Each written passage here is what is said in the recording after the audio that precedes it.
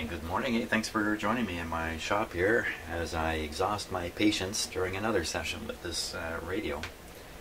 I got to start again with a little bit of a recap on it. First of all, what is this doing in my shop here? Well, this is from my project last night. I'm getting my solar panel. I have a 30-watt solar panel. Got it at a yard sale for 10 bucks, complete with the charge controller and everything. And I'm getting ready to set it up outside, and that's a inverter. You just saw here, I blew that up last night. Don't know exactly why, but luckily I have a couple more of them, believe it or not. Okay, so that's aside. Now, what's going on with this radio? Hey, thank you so much for those of you who hunted down the schematic, and actually, it's the full manual at Pacific TV. So I guess I was searching there, but I was looking for KL-96 all the time, and I just can't find any reference to KL-96, even though this radio certainly says KL-96 on the back. What I keep finding is 4 radios: KL-70, KL-76, the A25, RCA A25, and A38. They're really all the same radio. All 4 of those are the same radio, basically, with a slight variation, whether it's in a small tabletop or in a big floor console like this one. The difference here with the KL-96 is that this has a push-pull output and an inverter tube ahead of it to drive the push-pull. So it's got 2 more tubes in it. And the chassis is built for this. So if you look at all the KL-70, 76s and the A25s and that, it's exactly the same metal chassis, and there's space to put in the extra tubes, empty space in those radios. So I'm really surprised. There's got to be more than one of these in the world. But so the great thing is, now those of you who've drawn my attention to the manual, I thank you again. In the manual at the last page is this stringing diagram. I actually got a hold of this last night and ran in here right away to take a look and see what is going on, because I suspected down here it's basically wound the wrong way on the tuning knob. So let's take a look at that. We'll see what's really going on. Of course, I already know because I took a look last night. Yeah, that's in my shop there. I like that, eh? Funny stuff. Okay. Oh yeah, over here. So we look at the string here. Okay. So you can see how it goes on the top of the what I usually call that a bobbin. Kind of crosses over the top, if you like, making sort of like an X. The 2 strings coming up. So the one from the right goes to the left side, etc. So take a look at this. That's exactly what it shows. It's exactly right. So what's going on here? That I can, if that's right, then turning the knob should move the dial, you know, in the right, as you would expect, right? So if I turn the knob this way, you'd expect the dial to go the same way, but it doesn't. So something else is definitely wrong here. So if we look up at the top, you can see it comes off that pulley, and then the string goes to the left. Off the bottom of the pulley, the string goes to the left and goes down into the spring here. So if we take a look at what was done in the radio, we can get a look at it. I guess we'll look from the back here. And I'm all turned around. Where am I? Okay, so there's the pulley, and it's supposed to come off that pulley, off of here, and head for the top, up here. But instead, it's heading down, whoops, it's heading down this way. So let's look at that again. Okay, so I'm holding the page the way it should be. So you can see it comes over the pulley and down. When you look at the diagram, it comes over the pulley and across. It doesn't go down. So there's the problem. It's on the big wheel backwards. And you can see how the string drops into the big wheel. One side has a spring and the other side goes on to where it says start. Well, that's interesting. Start, eh? And they both come up through these holes. And the diagram is clear how the holes are built. If we take a look, I didn't do this last night, so Well, there's the spring already. And let's see if I can turn this all the way to get there. And then coming up the other way. Oh, hang on a sec. Oh, look at the string. It's tied off. It's just tied off on a spot. Aha! So now that's coming through one of those special holes. Oops, let me get my camera angle here. Right. It's coming down through one of the special holes. But this is the problem. It's probably not the right hole. And so the hole wants to swing past. See the string, how it's no longer... Yeah, a little hard for me to explain, but where the string goes in the hole anyway, it's not supposed to start straightening out like that. So again, I'm going to guess that this is some guy's technique to shorten up the string because it broke near the end. Shorten it up and get the whole thing hooked up, and he probably may have said to the owner, well, everything's fine except the knob turns the wrong way now. And it's pretty much true. Except the pointer, when you try to get the pointer, there's the pointer, try to get the pointer all the way over to the edge here, the string binds up as I've shown you. Okay, it certainly looks like a string job is in my future here. Now another thing, I'm posting videos I actually shot a few days ago. I'm posting them now. So, and in doing that, I'm watching them. I have to watch them a little bit, beginning and end and stuff like that as I edit them together. I generally don't watch my own videos, although in a situation like this, I find myself doing that. Listen, I get fascinated looking at the stuff I did because I don't remember half of it. So, what keeps going on is I keep getting new information into the front end of my head, and the stuff that's already in there is getting pushed off to the side. I'm kind of forgetting about it. So I've made some very important observations down in this part of the radio back on the videos that I posted. But of course, since then, I found even more problems. The lack of a local oscillator on a couple of bands, which I still don't understand how it is I was able to receive something on those bands, and now there's no local oscillator running. So it just seems like as I work away on this radio, more and more trouble keeps building up in it. A totally unexpected thing. Now, how is it I end up with radios like this?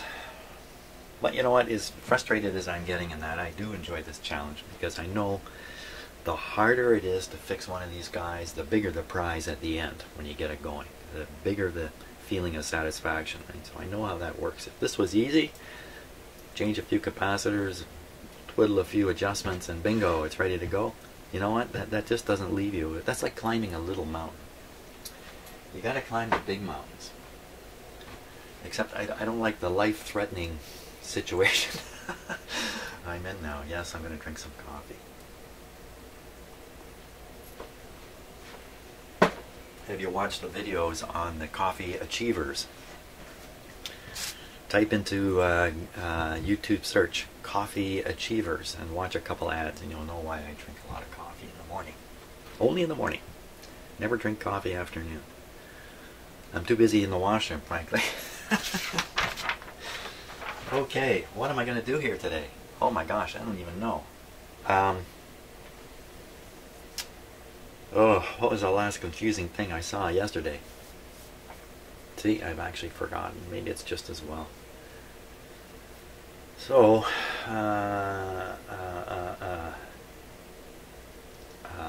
what was I doing? I gotta stop and think about this. I'm already lost. I'm lost. Okay. Well, Norway and Sweden, in the Scandinavian countries, have not themselves been immune to the Panama Papers scandal. Wow. Okay. So I was just listening to the radio while I was getting ready, and wow, I just heard that the tax system in Norway, because we're doing taxes here in Canada right now, we're all completing our tax forms and submitting them to the government. The way it works in Norway, I couldn't believe this, is if you're a Norwegian citizen, you get a text message from the government saying, we think your income was this amount, according to our records, and we think your taxes were this amount. If you agree, press yes. You click yes, it's done. You're done. That's it.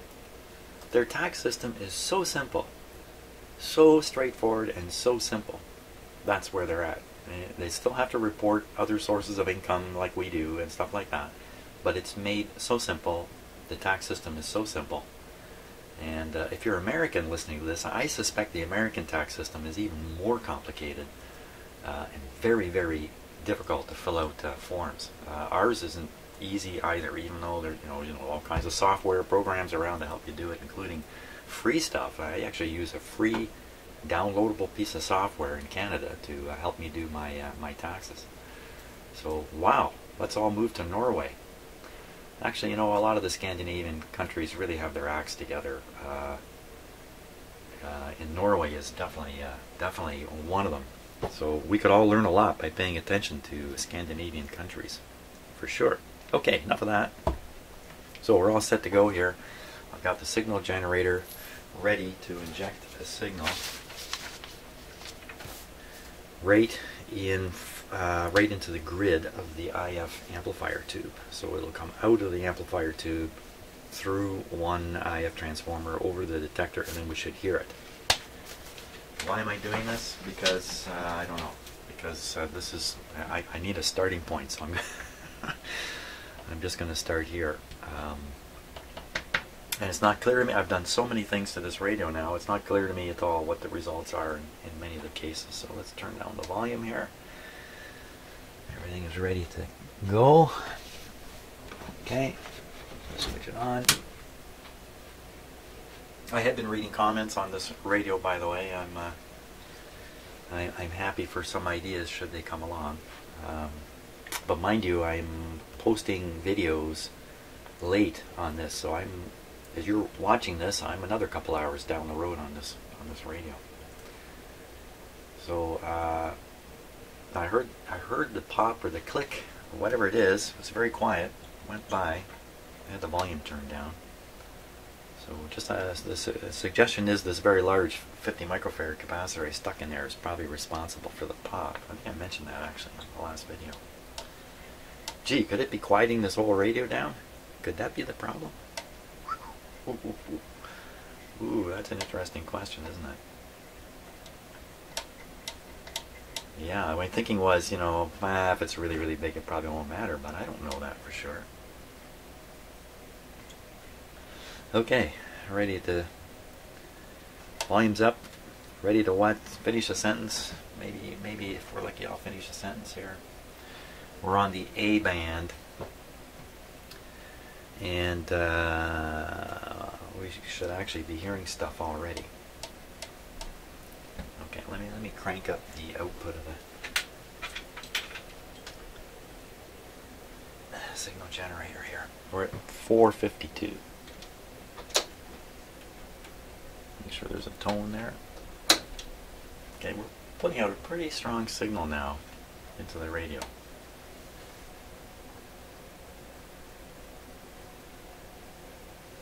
I'm not hearing a thing.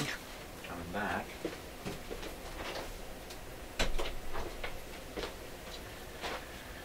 I am so unnerved here. Okay, let's put it on full power because a number of you have pointed out my mistakes in leaving the radio on restricted power. Okay, here a little bit of a buzzy hum has shown up. Nothing else is showing up. Wow. Okay, ground is on. This is definitely the right lead. It just popped off.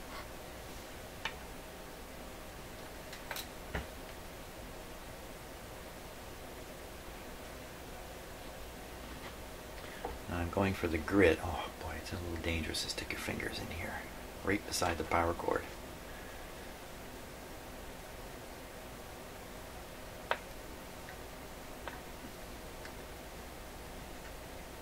Will Jim get a shock?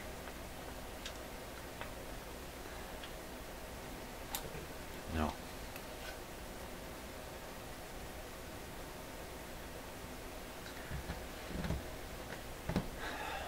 well, let's just turn it right up. The signal generator right up. That's now 100,000 microvolts.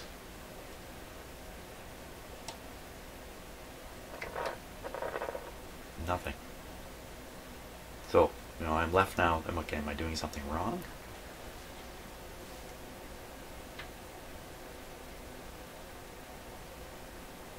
Some earlier testing suggested 444 was the point at which the IF was tuned.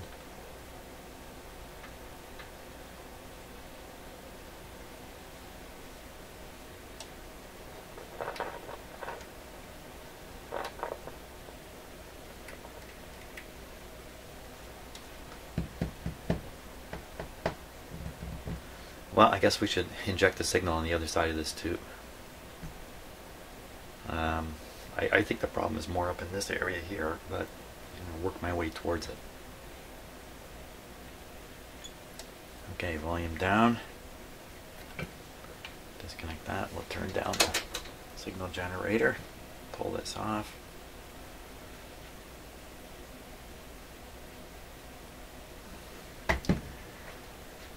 So now we want to go on the output of that tube. I'm pretty sure it's that blue wire right there. Very, very sure. Now this one will have high voltage on it, so I want to be a little careful, because I don't want high voltage on me.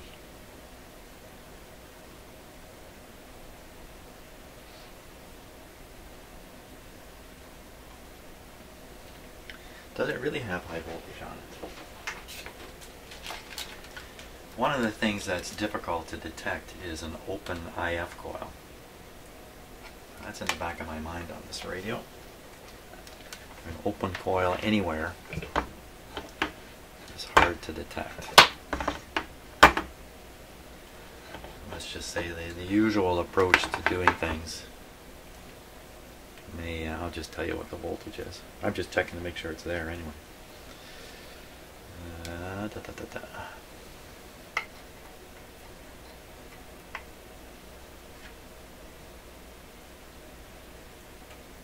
You know what, there's nothing there.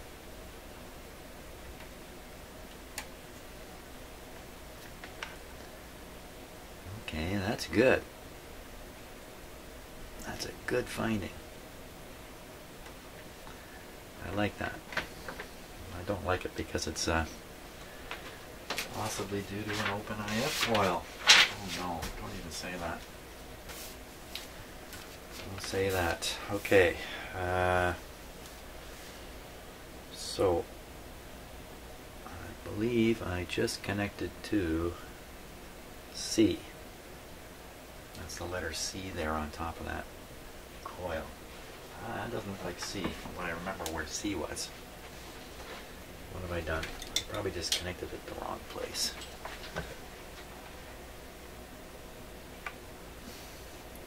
A, B, C. I'm right on C. Oh.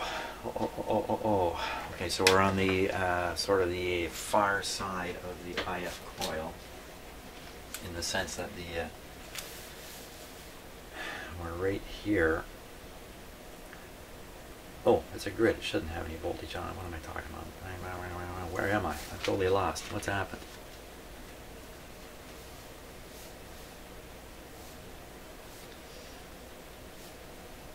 Okay. I'm on C there. I want to switch. Yeah, there should be high voltage there, so I want to go on the other side of this coil to what looks like, well, it looks like N, but it has to be H.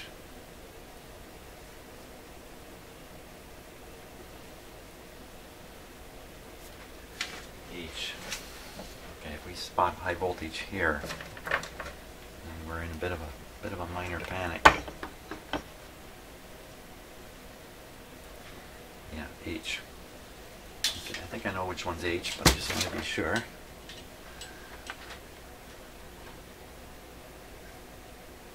G, H.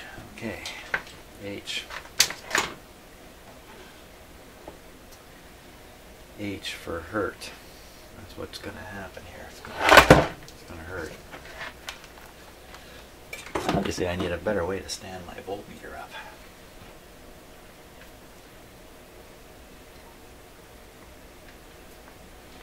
This is H. Oh, that's not good. More than 200 volts there. This is a heartbreaker coming here. 263 volts. The other side of the same resistor. Oh!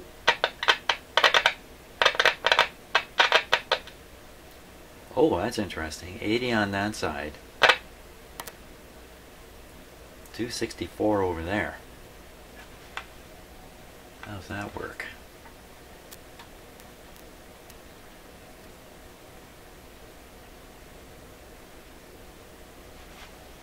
The terminal I'm testing has this huge resistor on it here. Now my close-up camera happens to be showing exactly what I'm doing. I should flip to it. Okay, once again, I'm going to double check these. Okay, so this is the other side of the coil that's feeding the B plus through the coil, out this blue wire and up to here, where it goes into this tube, the plate circuit of this tube. So the plate current's flowing down through the coil, coming out here, and going through this resistor. It has this other thing here. Oh. I can't really see what that's connected to. I'll take a closer look at that in a minute. So here we are. Okay, so up on here, 0. 0. 265.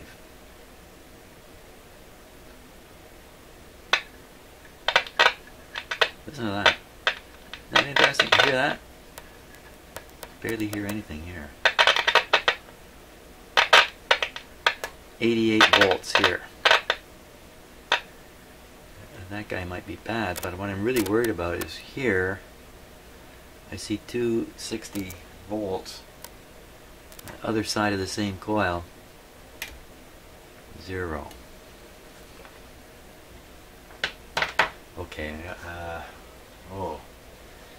You know what, I've been secretly worried about this kind of thing. It certainly looks like an open IF coil at this point.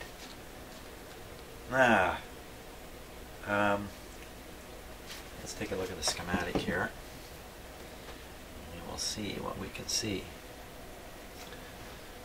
Okay, so this is the coil. This is where I'm getting, on H I'm getting 260. Where's the resistor? 10,000 ohm resistor. Oh, there's a connection to a line right there. Oh, well, then this goes all over the place.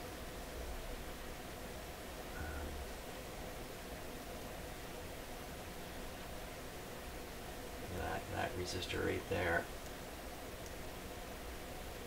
1,000 ohms. Seems kind of weird that that would be a big high wattage resistor. 560 ohms. Even that one would be kind of weird to be a high wattage resistor. Special resistors like that, usually on the circuit diagram, they'll put the wattage for this big honking resistor. There's one. Now that looks more like it right there at 270. That looks like that would be that big one.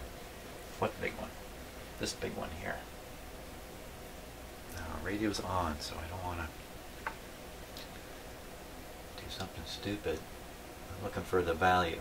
It's not going to show me. So that's coming down to H. The big resistor hooked up to H, and the other one is hooked up to pin number, well, good luck counting this. So 4, 3, 2, I don't know. Well, let's look for it on the based on this, based on H, based on H, based on H. There's H. It's got to be this way. Okay, connects to this wire, it heads off in various directions. Okay, so there's that's 470 K. That's just too much. Okay, well, that's where it came from. Okay, we go further along here. Go up here. Nothing up there. Go further along. Go up here. That's the 1000. Again, I don't. Okay, so where's the 270? Here's the 270. One side grounded.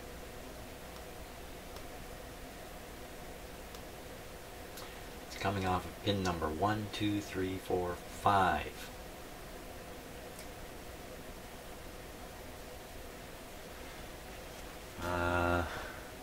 And that's this tube up here, I think. I don't think that's even the same tube. 6SK 7. Oh my gosh, I'm totally lost.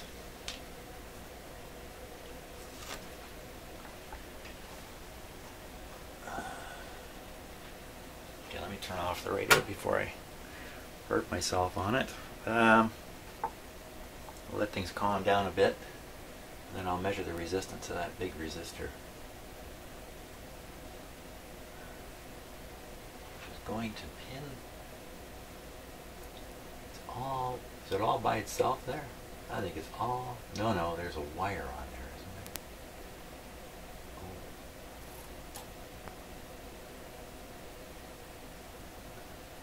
So I'm looking at the terminal that the resistor connects to, the big resistor, and it looks like there's a wire down in there, sneaking along. Oh, am I imagining it? Get a little more light here.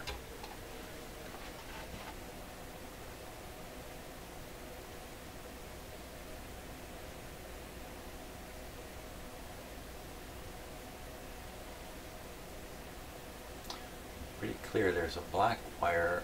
Oh, it goes up here. Connects to. Oh, guess what? Connects to that big whopping capacitor. Okay. We gotta do something here. It's the big whopper, maybe. Like, get rid of the big whopper. Now, what did we see? We saw 88 volts to ground. Let's look at the big whopper on the schematic here. Well, that's got to be clearly, very clearly 270 and the bypass capacitor. This only shows 0.1. Why I took out, what did I take out of there? I took out, didn't I take out a big honker out of there? Here's all the capacitors I took out. It seemed to me it was a big honker. Oh, man, it's not in here. I'm trying to remember it. I think it was a 10 microfarad capacitor. Oh, there we are, right there. There we are, 10. But that's, well, where is that? Yeah, the 10 and the 1.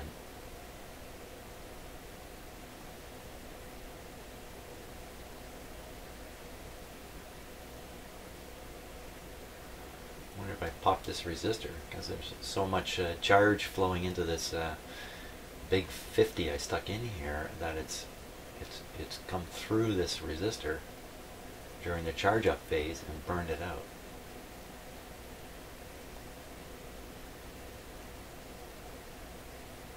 Never seen any smoke come out of the radio. I have no reason to think there's a burned up resistor right there, other than this theory. So 270, how's that work? Okay, let's measure this guy.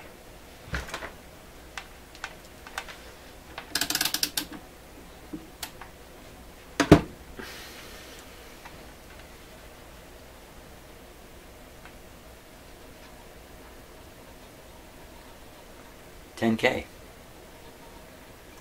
That's a 10K resistor. 10K.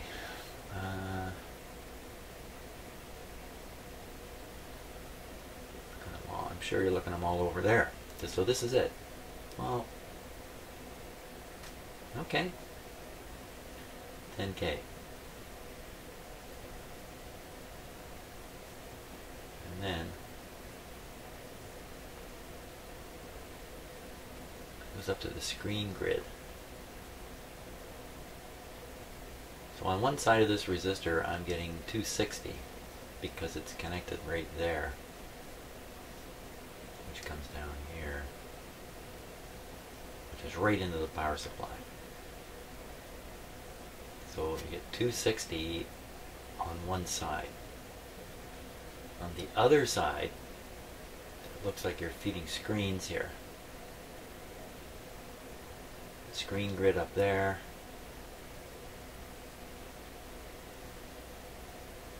The screen grid up there. See, it says SG screen grid. There's those two big capacitors, including the whopper I put in. I remember now, I was thinking, well, you know, it's just to silence the screen grid. What harm could it be putting a big whopper capacitor in there? I'm still thinking that way. Because you know, you can drain all the AC out of this line you like, the signal, whatever. It's not supposed to have any anyway.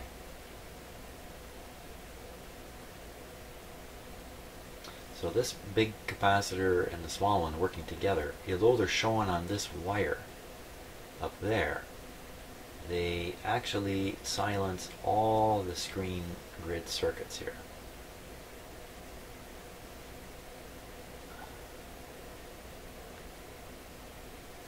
Expect the screen grid voltage to be lower than the plate voltage. If it's not, there's a serious problem in the radio.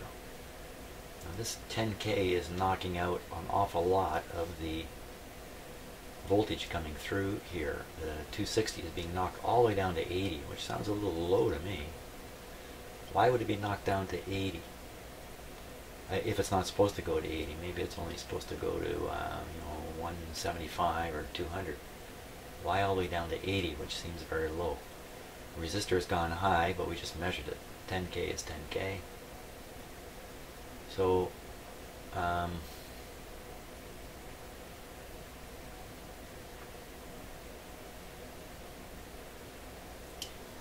current leaking down through this capacitor, I just doubt it. Really? Could you have? No, no. Even if it's a 50? No, I don't think you got it. It's a brand new capacitor. I can't imagine it's leaking. How much would you have to leak anyway to drop? Let's see, if you're at 10K, 1 milliamp would be 10 volts. 1 milliamp would give you 10 volts across this resistor. You got to get all the way up to 80, 260 minus 80, almost 200. That's 20 milliamps. That's roughly 20 milliamps flowing through here. Another way to do this is to say, okay, it's dropping 260 minus 80, it's dropping 200 volts. Yeah, E squared over R. Well, okay, 200 squared is 40,000. 40,000 divided by 10,000 is 4. What? That'd be 4 milliamps. Did I do that right? I don't know. It's something like that. 4 milliamps. That's not unreasonable, I don't think.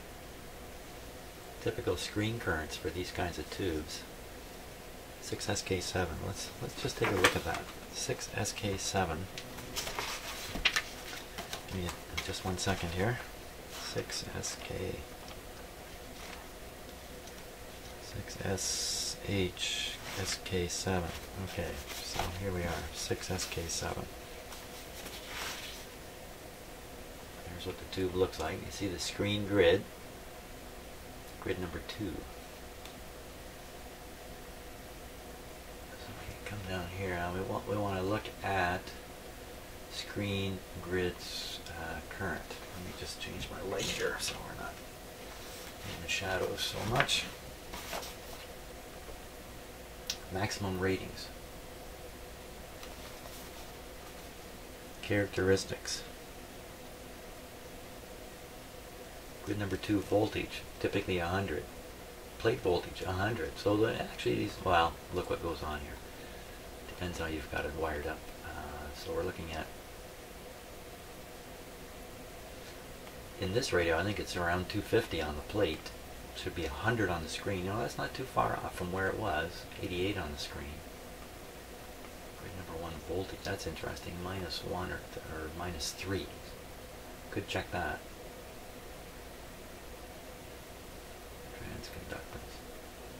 Well, that's interesting. You know, I could actually read the transconductance in this manual and then try to measure it on my typical plate current, 13. Doesn't give screen current. Grid number, oh, there we are, grid number 2 current. 4 milliamps just on one tube. There's 2 of these tubes plus another. So we could assume a 10 milliamps of screen current. 10 milliamps. 10 milliamps through that resistor. 10 milliamps, 10K resistor. 100 volts. 260 minus 100 is 160. But in fact we've got 80.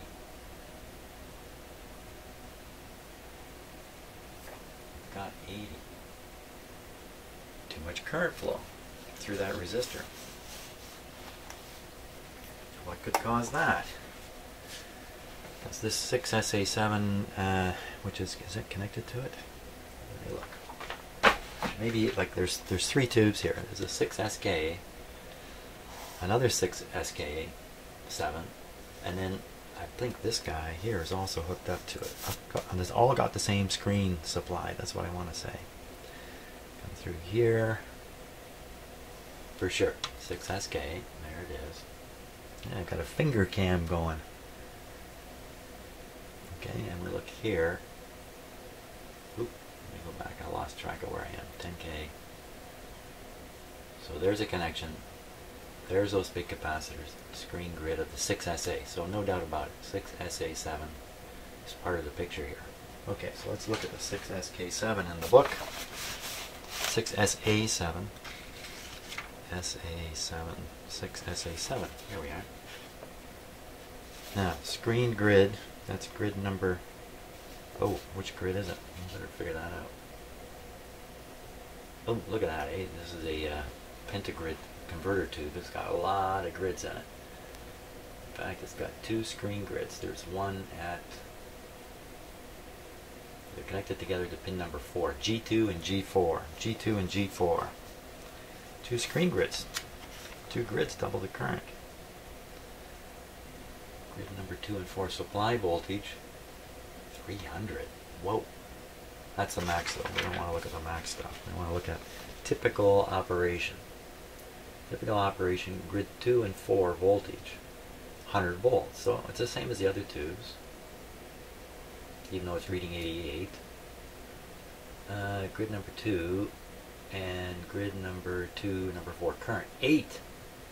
Okay, 8.5 in all cases. So we're looking now at 16 milliamps of current. That's double what I calculated before. Well, and that should mean if I'm at the end of a long list of calculations here, I might be making a mistake, but I think it would just double the voltage drop to 200 on this resistor with that much current flowing through it. 16 milliamps of current. 16 milliamps. Oh, you know what? The coffee's running out here. Okay, I gotta do this. 16 milliamps. Oh, this is easy. 16 milliamps, 10K. Get rid of the K in the milli. 16 times 10 is 160 volts. 160 volt drop on that resistor leaves from 260 minus 160, it leaves 100. That's exactly what it's supposed to be. And in fact, we're getting 88, which is pretty darn close. Okay, so from this I don't think there's a problem with that resistor and the basic screen current. I don't think there's a problem with it. Screen circuitry. The big honker capacitor here, that may be causing that startup pop, but again, I just can't imagine that it's really making the radio dysfunctional. In fact, if anything, once the radio is running, after it's warmed up after 20-30 seconds, this guy is really going to be doing the radio a favor by totally silencing the screen grid. So there's nothing but DC. Nice, smooth DC in the screen circuit. So now we need to go back and try to prove the continuity inside this coil, this IF transformer. So first of all, there's H down at the bottom. There's the bare wire coming out. No, I'm going to that resistor there. H, no doubt about it. Now, C should be the one with the green wire coming to it and the capacitor connected to it there. Let's just make absolutely sure. I want to see the C. Let me see the C. Or better yet, even an A or a B. So there's A. A, B, C. I cannot be making a mistake. So that green wire is C. Now, look at the schematic. What's the deal with H and C? Now, for sure, is this the right coil? Is this the right coil? He says, bobbing the camera. Okay, so that's the IF just before the detector, just before the inverter, and just before the two power output tubes.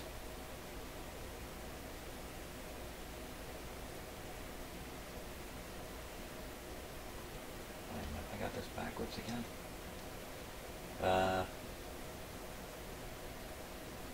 No. That's exactly how that works. So the signal comes out of here. I'm so full of self-doubts at this point. I'm questioning everything I'm thinking. You know, I'm asking myself, are you sure? Are you sure? Okay, so second IF over to this guy.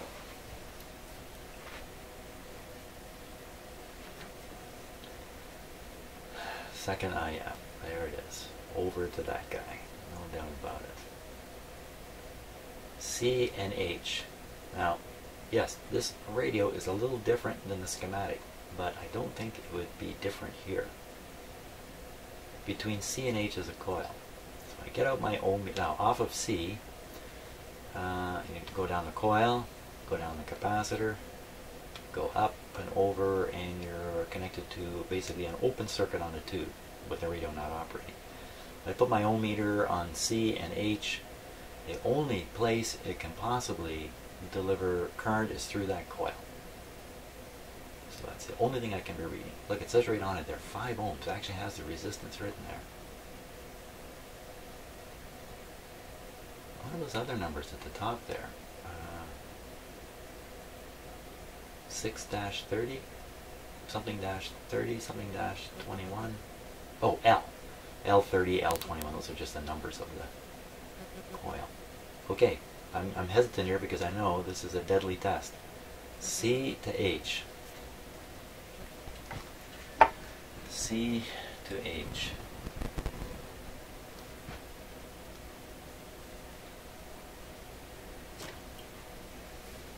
Just getting my ohm meter ready here. Come on, baby. There we go. That's definitely H. No. That's definitely H. This is definitely C.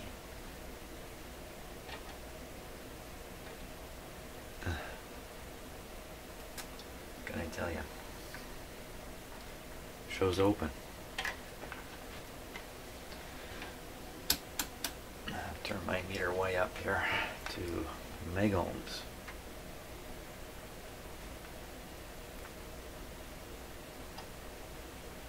open. Definitely on H. Definitely on C.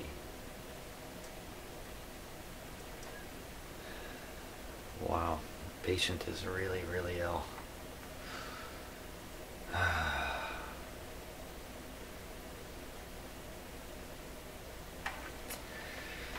Well, wow, another one now. Wow, this radio was working a bit and then stopped. Is there something I did that blew it up? Wow.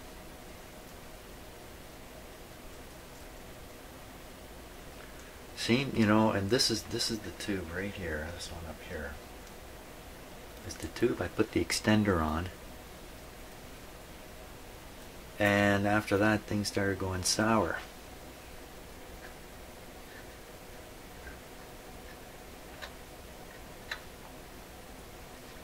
I'm just looking at the work I did on this area. Son of a gun. You know what? You know what's happened? I think I might know what's happened here.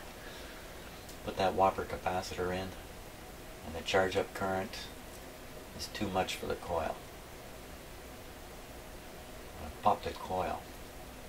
Is that possible? Let's see if that's possible. Okay, so there's the capacitor. So initial turn on, this guy draws a heavy current while he charges up. The heavy current gets there through this resistor from the power supply. No, it doesn't go through the coil. It does not go through the coil at all.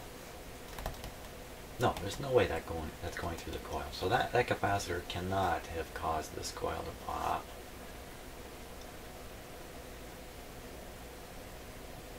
What would cause it to pop is excessive current through the 6SK7, which could be caused by this resistor being well, shorted. This resistor is generating the bias on this tube by altering the potential of the cathode.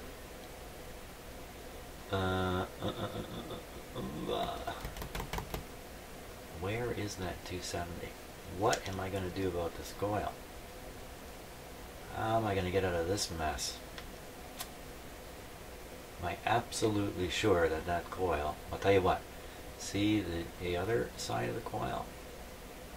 Looks like G and, I don't know what that is. What do you think that is? G and B? B? G and something. So we'll test C and H again. Then we'll test G and what I think is B. I could even come out here on this resistor. Well, I know where this is because the resistor's here, the 22. So even if that's not B, I'll know what it is anyway. See, my voice is dropping because I'm pretty sure this is just going to prove the worst.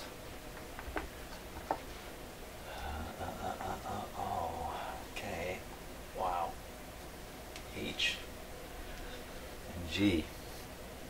You know, I'm going to give you the long shot here so you can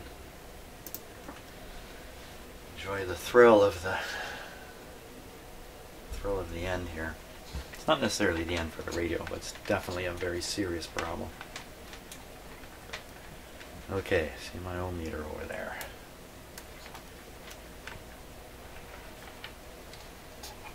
Trying to get the lighting just right here all around.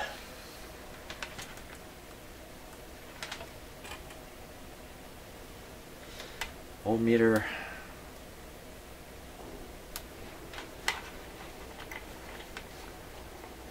Okay, here we go. This is repeating the H to C test. Now the B to G. I got this right? This would be B, B, C, D, E, F, G. Oh, that's funny. Not getting anything there either.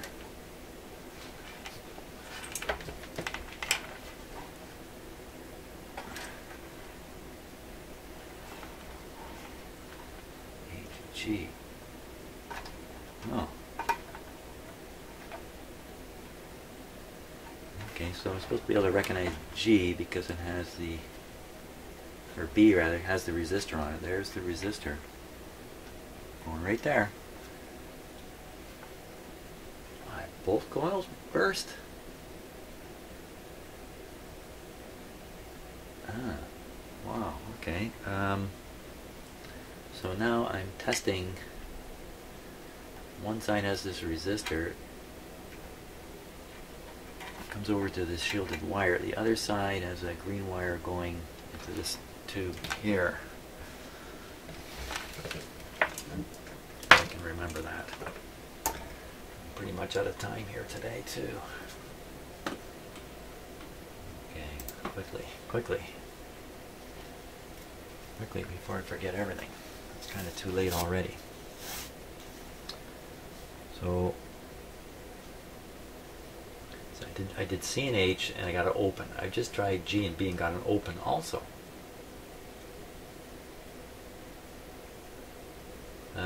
There's the 22 right there. So I know I was on B. And I know where C is and I know where A is, and B is in the middle, and I know for sure I was on B. This for sure looks like G. What else could that be? A, B, C, D, E, F, G. It has to be a G. F, G, H. Yes, I was on the one before the H terminal. I read it open there. You know what? Maybe my my ohm meter is set too high. If these things are really 5 ohms and 4 ohms, which I'm sure they are, supposed to be, then I got my meter set really high. Without thinking too hard, I'm just going to repeat the test.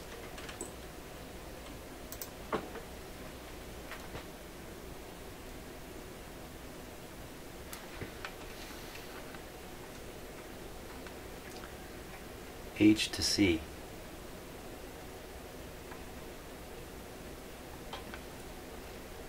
G to B. What the heck?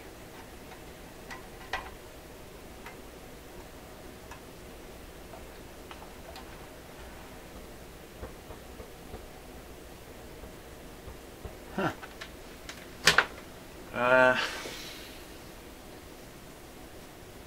Okay, I can kind of get my head around burning out one winding on a IF transformer, but both windings? Okay. I'm out of time, but I got to do this now. I got to go back to the other IF coil. C and H, G and, well, that looks like A, doesn't it? But C and H are pretty clear. So I go to the other coil, find C and H, repeat the test up there. This is just to see if my head's on tight. Oh, for crying out loud. Sorry there, I had the wrong camera turned on. Sorry about that. Let's look at it again here. So I've tested this, and my results are both these coils are open. It's just not very likely. So I'm going to go back to this coil. I'm going to try it again. There's the C rather, and the H. We'll try that and just sort of verify that I'm getting this test right.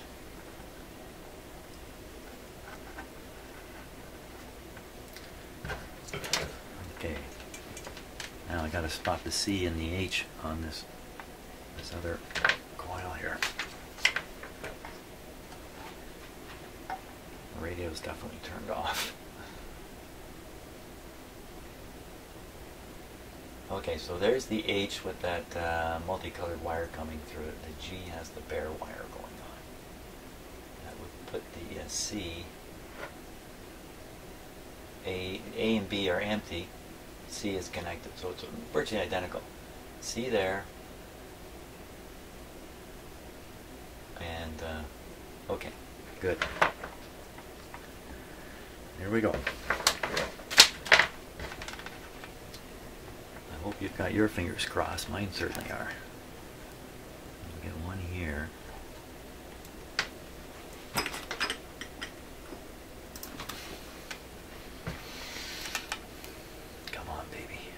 I don't know what I want to see.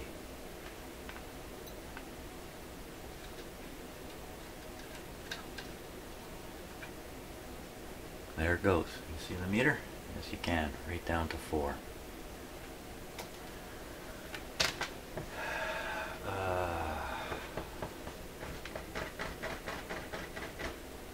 Well, that would mean the radio is working right up to the grid of the tube with the open coil on it.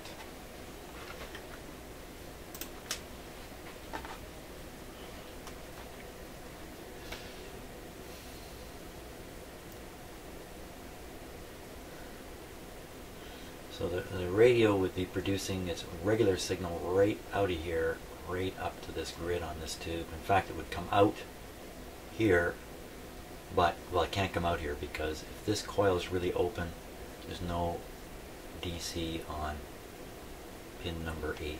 Oh, let's do that. Maybe that's my salvation. Pin number 8, 220 volts, pin number 8. 220 volts, pin number 8. Yeah, I can see it going to the plate there. C.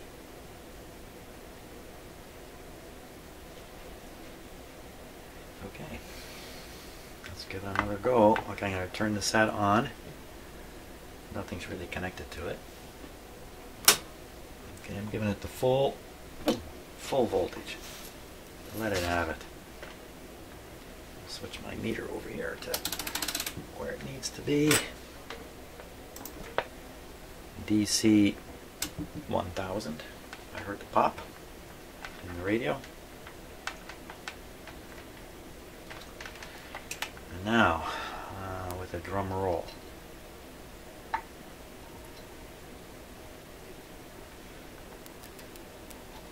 Okay, we see 100 volts on that resistor. So you are 270 on one side, 100 on the other. It seems to be the other way around from what I would have expected.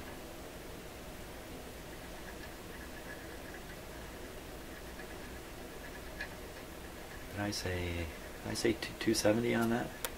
270 volts, 10,000 ohms. There we go. There should be big voltage here. It's nothing.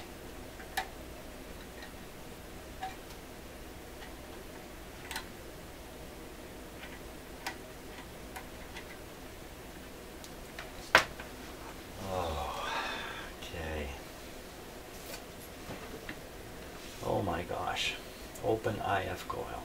That's the conclusion I can reach at this point. Okay, wow. No wonder it's having a hard time sorting this out.